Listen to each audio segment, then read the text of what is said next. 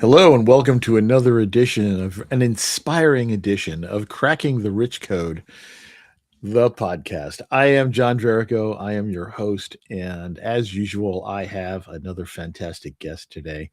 You're going to absolutely fall in love with Dorease Rioux. I'm just saying that she is the epitome of Southern charm and elegance and just you're going to love her. She is an author in Cracking the Rich Code Volume 11, along with me, actually.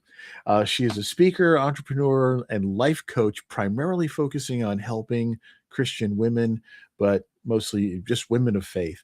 So let me bring her in and get ready to fall in love. Hi, There you are, Doris. How are you doing? I am great. It's always good to visit with you, my friend. Good to see you, John. It has been, we have actually tried to schedule this a few times, and there's always been something going on, but we've managed to get this together, and I'm so happy. But it's true because each time we've rescheduled, we've wound up having a conversation for, half an hour, 40 minutes, whatever, each and every time. You're just so delightful to chat with, and I really enjoy the opportunities when we get to do that. Thank you. You are too, John. Just Mr. Personality. And it was really awesome. I think it was 3 years ago. I met you with Jim Britt and and, and met my friend Rich Kozak and a few others. So yeah, he's really good about bringing people together. He does find the most amazing people from all over the place, and being part of the Cracking the Rich Code community. And I know we met on the one of the masterminds, and that's where, of Yeah. course, we've all met. Rich is just an amazing person. God bless his energy level and all that stuff. And then there's you, right, with all this wonderful charm and all of this. And so when I saw that you were in the same volume as I quickly read your chapter. And of course, it's been a while now because that volume 11 came out a while back. As of this recording, I think volume 20 just came out. So it's been a little bit. And it's just terrific how many authors have come together into this process. But your writing was very, very unique, and you chose kind of a storytelling uh, style of sharing the points that you wanted to make. So first of all, I'm just going to start off with, if you were to just quickly summarize the story that you have written for Cracking the Rich Code and why you chose to write in that format. Well, actually, I did write a chapter, and it was more like, because I'm a writer, it was more just educational and inspirational. Like maybe if I was delivering a presentation back when I worked at Pfizer to my team or something, it was more like that. And one night when I was going to sleep, I just said, Lord, if this is not feeling like what I want to do, it's just not, because I did that. I wrote it. It was easy to write, but it just didn't feel like it was quite right. And I woke up around 4 or 5 the next morning and I had a dream. And there was this young woman around 18 years old, and her parents were pouring into her and really sharing some incredible wisdom. So I woke up and I immediately jumped up, grabbed my iPad, and started typing fast and furiously for 2 hours. It just downloaded so quickly. It Wow. is a beautiful coming of age story. It's this young woman who has such purpose in her life, like we all do, and so much promise. And along her journey, as she ascends to the top of this mountain, she has things that bring her a lot of heartache, extreme loss and pain. And along the way, she meets, I'll just say his name is Sir Winslow. And Yes. he explains to her that unforgiveness, harboring this pain, is hindering her from walking in her purpose. So to me, it is a beautiful, beautiful manuscript. And After it was published, people did come back to me and said, when I was reading your chapter, it blessed me, but I found that I was wiping tears from my eyes. There's some little surprises that happen that are very subtle. You'd have to really pay attention to what you're reading to catch some of the surprises at the end. But it's Mm. just a really beautiful work, and I'm very proud of it. And I don't, no chat GPT, no AI was involved at all. I wrote it just like stuff, John. So I'm very, very pleased with this manuscript for sure. And I Well, know and Jim like, said he enjoyed it, and his editor said it was like a breath of fresh air to put in the yeah, middle of the because book. it's so different in its style. I mean, so many of the chapters in these books, including my own, are instructional, and it may Yeah. be little bits of there may be little analogies, or little short little stories or blurbs as illustrative of the point. But instead of doing that, you actually wrote this fantasy story right from the Mhm. get-go and just brought Mhm. people in. It's very, very unique and a really nice way to get the story. So here people have an opportunity to read the story about this young girl's journey, and Yes. and then picking up the lessons that you're trying to get Yeah. across Because along. we all can come to places in our lives, John, where we feel like we're at a crossroads and we feel stuck. And maybe we're on a hamster wheel or something. We're just kind of stuck. Maybe we feel overlooked or forgotten, or I don't know. There could be so many reasons why we feel so. Could be unforgiveness, but But we don't want also to sit it there, could be do we? too that fear. Yes, Sometimes we're fear of making the wrong decision. If I yes, go here, what if it's wrong? right, right.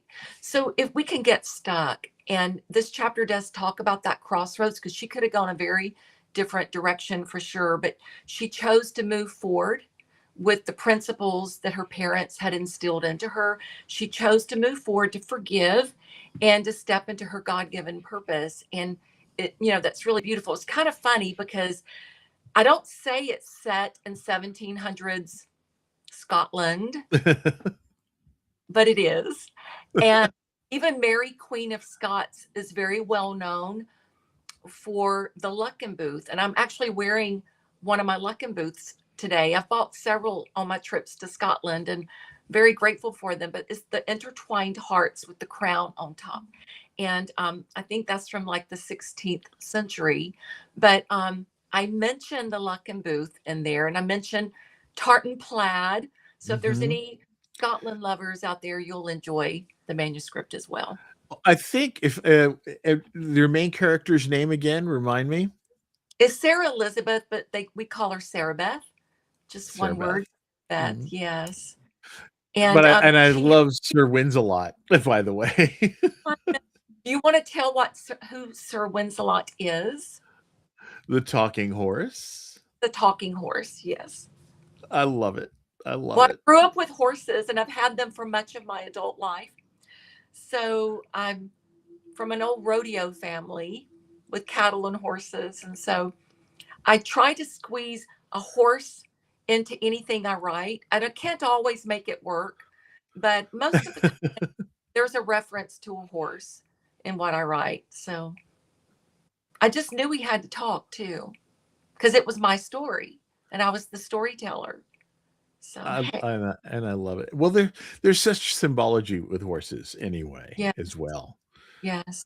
Very sentient beings, and just being in their presence is so healing and so therapeutic. I've been with a friend before, and she was really going through a crisis. She did not know anything about horses, and she just came to help muck. And the horses just kept walking up behind her, and they would lay their head on her shoulders. Well, she was a Mhm. little scared. I was like, no, just relax with it. They are not going to hurt you. She could not quit crying because it just meant so much to her, because she didn't know that was going to happen. And I really didn't either. But they joined up with her without her even trying to join up with them. But they sensed that she was hurting inside, and was, they were very tender with her, all three of them. So it was very sweet to watch. Yeah, they're very, very sensitive and very attuned to human Mhm. emotion and feeling. Yeah. Yes. Yeah, there's a place actually near me that does horse therapy. Oh, Uh, yeah. yeah, Mhm. for children with special needs and for others as well, people who are in Mhm. recovery. It's a beautiful place. So, and I've always been very fond of horses. I'm not a Yeah. very good rider. Well, you could be, I used to be better, but not. but you can always improve that Oh, when you have true. time, because I know you're very busy with everything you do. You're such a creative mind, and you're always serving and doing and giving to others and pouring into other people's lives. So you're a real people. We're both people builders. We're both encouragers for sure. Very much so, very much so, and thank you so much for all of that.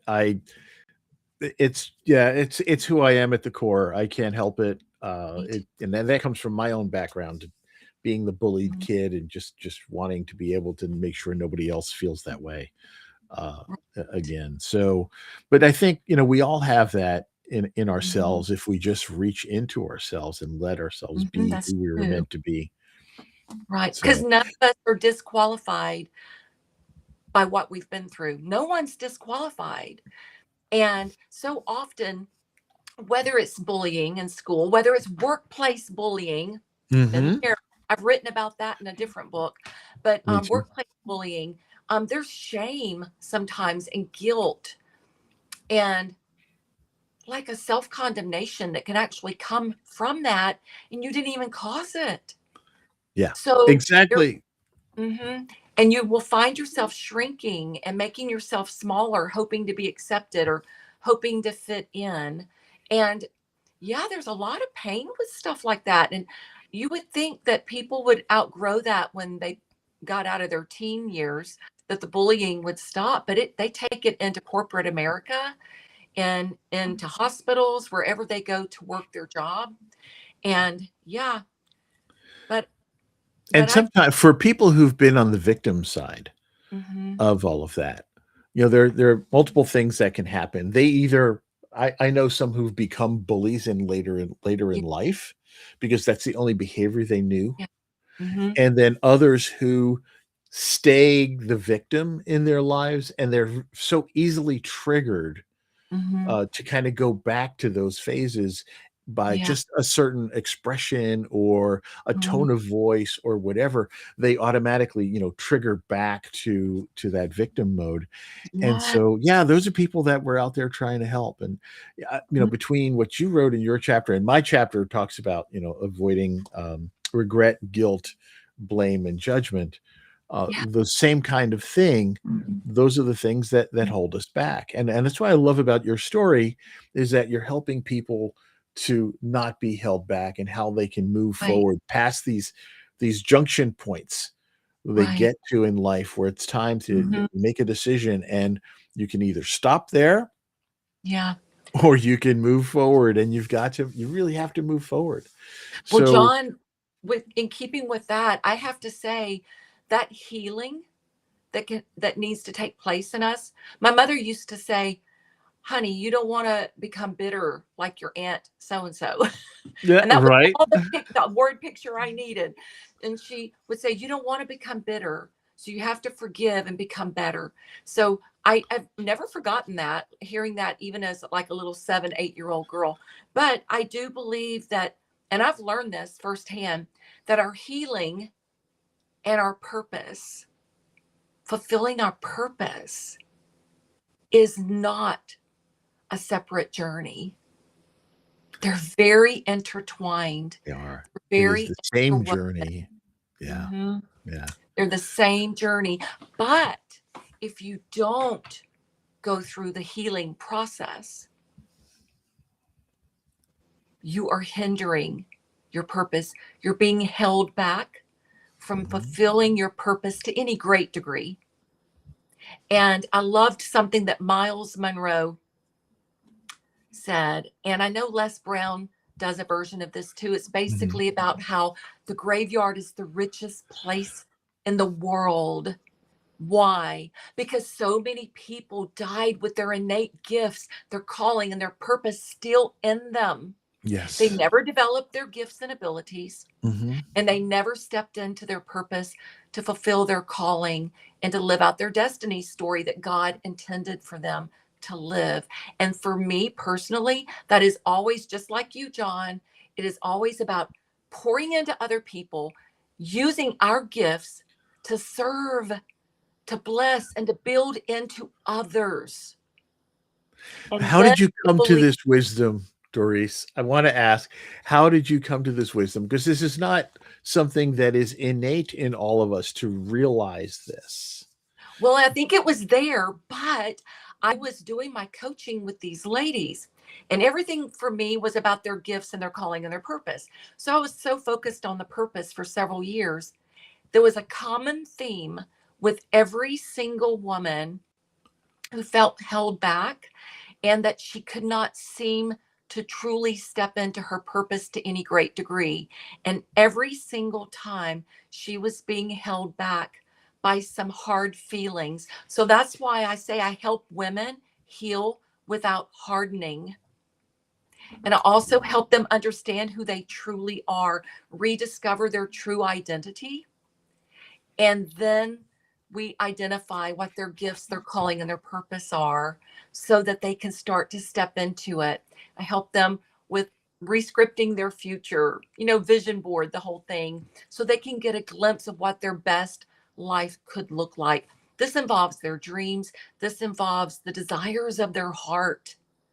So all of this came to me over time as I was helping others, as I was pouring into them and trying to encourage and empower them.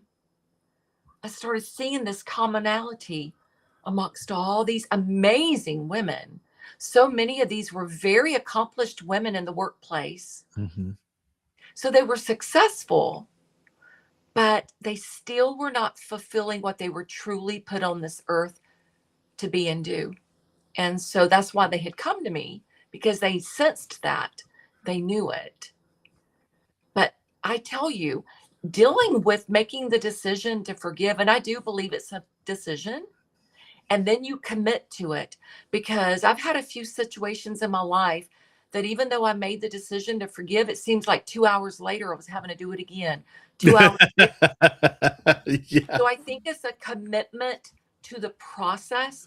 And I Mhm. think that frees up a lot of people to not feel guilty when they start having those thoughts come back. And we deal with how they think, renewing their mind and, rethinking how they think really becomes a big part of this as well. But yeah, to me, I learned it more, not so much from myself, but from helping other people, and went, wow, that makes so much sense. They're tied. So when I told you that they're not separate journeys, Mhm. that was that was a revelation to me. That was freeing to me. So, Isn't it amazing how we come to these realizations kind of later in life doing things all along? mhm. I never realized what I was doing throughout my career as I was in public affairs and I was helping people learn how to tell their story and to make sure that they got credit for what they do and they realized that they mattered and all that great stuff. And it took me, decades before I realized that what I was doing all along was fighting the bullies. All along, what I was doing was I was helping people not uh, feel like they are less than anyone else and making sure that they all realize that they mattered. And I did not realize that that's what I was doing We until much later in life. After I had become a coach, people, after I was a speaker, after I was a trainer, all of that stuff, I was still doing all of this and helping people learn how to tell their story and get credit for what they do and all that. But it mhm, wasn't until it was much later in life that uh, this realization came as I was working with people mhm. that I realized what I was doing. And I was like, oh, now I understand me. That is so good, John. I will tell you, when we're dealing with the forgiveness, it is shocking to me how much pain there is around betrayal. Maybe they were abandoned. Maybe a parent died. Like my dad died when I was a little girl, and I did not know I was emotionally and physically abandoned until I was an adult. I'm like, he didn't mean to die, but he did Right. die. Right. And but Right. I was abandoned. And so there's pain with all that kind of stuff, right? But do you know one of the most common pains or heartaches, I guess, that I hear about or that we unfold together is rejection. So Yes. bullying is being rejected, It is John. rejection. It is Yes. being bullied, being Exactly. rejected. And there is so much pain with rejection. We all want to feel like we fit in. We all want to feel like we're accepted. And I think I have finally, I mean, I'm still not there. I mean, it's a journey, right? It's like peeling away the layers of the onion. But I will say that I was that woman in the workplace. I made sure that I always surpassed my sales goals so that I was safe in my job. But that puts you in a situation where other women, perhaps a certain types of other women could feel threatened and not like you. And I cannot do anything about that. All I could do was do what I control my attitude and my behaviors and how I worked and what I did every day and how I tried to add value to my customers and indirectly to the patients in the hospitals that I called on. But I have to say, I made myself smaller around those types of women because I wanted to be accepted. And when that finally dawned on me, I quit dimming my light. Yeah. It's not to be braggadocious. I just had to be true to who I was, who God designed me to be. So it's still, I find you said it earlier about the triggers. I sometimes around a certain type of woman who's more controlling or domineering, I will find myself shrinking again. And I have to consciously go, no, no, be respectful, be confident, and have courage not to dim your light. It's okay to be who you Yeah. are. Yeah. And if Because she rejects you don't have you, to blow out my candle to make yours burn brighter. my mother said that one too. Don't blow out Mm-hmm. your sister's candle to make yours burn brighter. Mm-hmm. Yeah. Very strong And principle. that's the thing, because if both of our candles are lit, that we have combined light Yes. I'm and all we're about that much honoring brighter. every Yes. yes, we're about honoring one another, celebrating one another, Yeah. raising up one another. Absolutely. I'm the first in line to praise people and affirm them and point out the gifts and the strengths and the abilities that I see in them. And John, you're the same way. Jim Britt's the same way. Rich Kozak is the same way.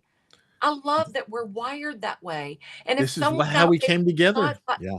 yeah, and if they're not wired that way, today's a great day to change it and to make a decision once and for all that you're going to join us and be in the people builder movement and be somebody that encourages and uplifts other people. Why not? Hey, we are having a delightful conversation with Dorease Rioux. I want to say, uh, normally I do this little break about halfway through, and we're already 23 minutes into this discussion, because I couldn't find a way. I didn't see a way to make a break in this. But for those of you who may have, for some reason, tuned in late, go back and watch this from the beginning. I promised you at the beginning you were going to fall in love with Dorease, and I'm sure you have by now.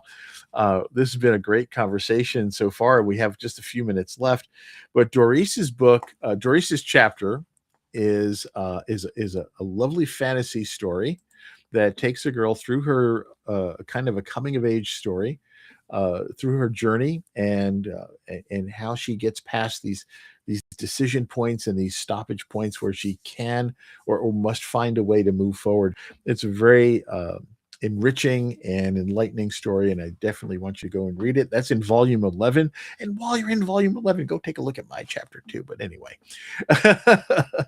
it's all great. And there it is. There's Dorease's copy right there.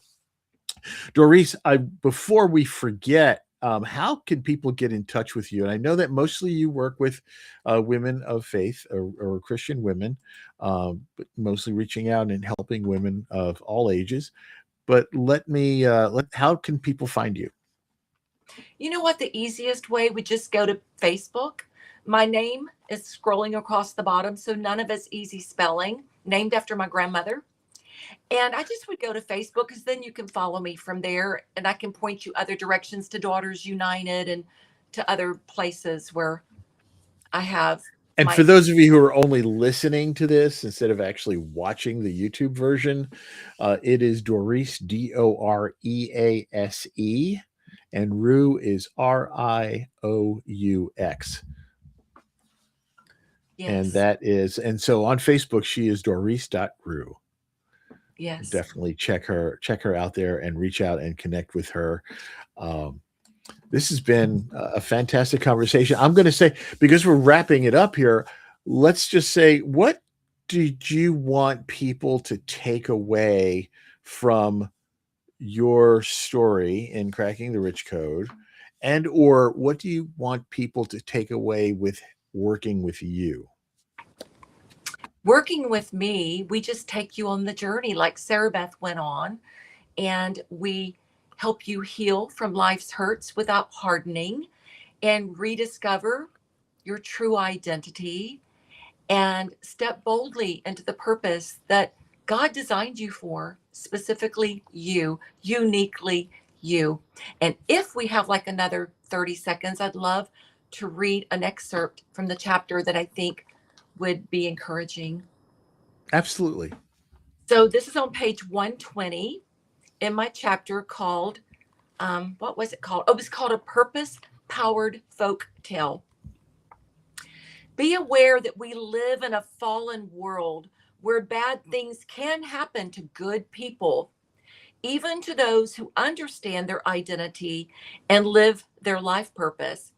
But no matter what might happen, good or bad, it's essential that you stay connected to the highest sovereign and use and develop your inherent gifts and abilities to create so that you'll contribute well to blessing, building, and helping others.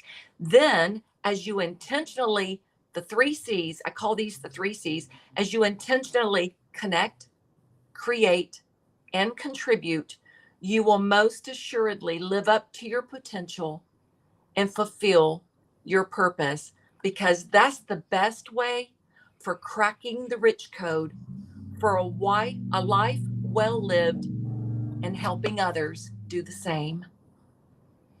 I love it. And I absolutely love the three C's: connect, create, and contribute. Dorease, thank you so much for taking the time for us today. Thank you for your folktale.